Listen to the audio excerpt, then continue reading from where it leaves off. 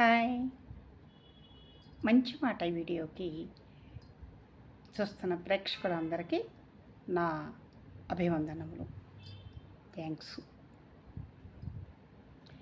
ఈ వీడియో చూసిన తర్వాత మీరు లైక్ చేయటం మర్చిపోకండి. ఇంకొక మంచి మాట ఏంటంటే, ప్రతి ఆడపిల్ల తెలుసుకోవాల్సిన ఒక మంచి మాట.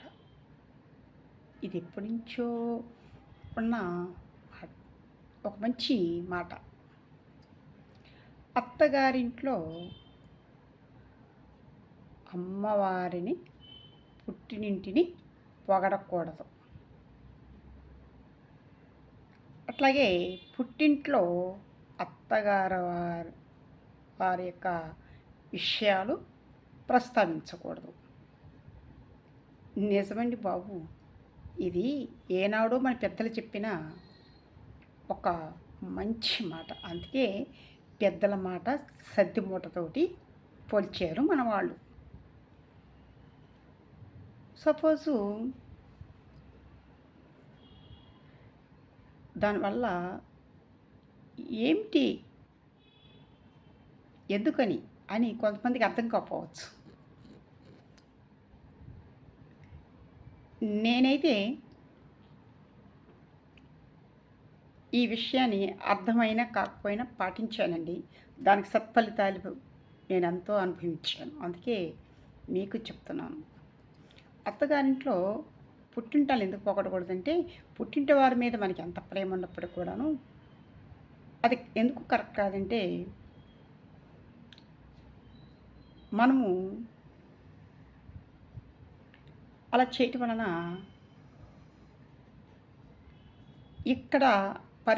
ఇక్కడ మనతోటి కలిసిపోలేకపోతుందా అన్న ఆలోచన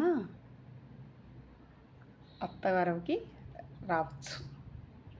అలాగే కుటుంబం అన్నాక కొంచెం చిన్న చిన్నవి ఉంటాయి. అట్లాగే మంచి సంతోషం కూడా ఉంటుంటుంది. మనం సంతోషం షేర్ చేసుకోం, కానీ ఎక్కడైనా సహజంగా చెడుని షేర్ చేసుకుంటూ ఉంటాం. ఇది సర్వసాధారణంగా సామాన్య మనుషులందరం మనం చేస్తూ ఉంటాం.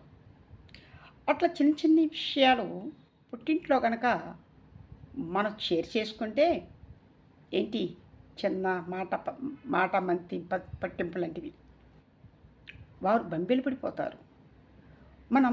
మన అమ్మాయి జీవితం ఏంటి ఇలా అయింది, మనం తీసుకున్న డిసిషన్ కరెక్ట్ కాదా, మనం తీసుకునే యొక్క నిర్ణయం కరెక్ట్ కాదా అని ఏమి లేని దానికి కూడాను వాళ్ళు బాధపడిపోతూ ఉంటారు.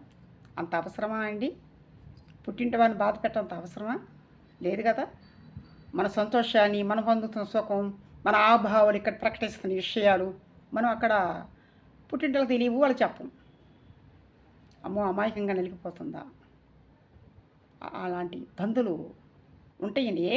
ఏమి లేని దానికే గోరంతా కొండంతా అంటారే, కరెక్ట్ కాదు. ఇలాంటి విషయాలు అది కరెక్ట్గా సూట్ అవుతుంది. అందుకే తస్మాత్ జాగ్రత్త. ఈ మంచి మాట వినుకోండి. పుట్టింట్లో అత్తగారి గురించి సాడీలు చెప్పకూడదు. అత్తగారింట్లో పుట్టింటి వారిని పొగడకూడదు. వీరు సమానమైనప్పటికీ పాటించవలసిన పద్ధతి తప్పకుండా ఉంటుందండి. Okay, bye.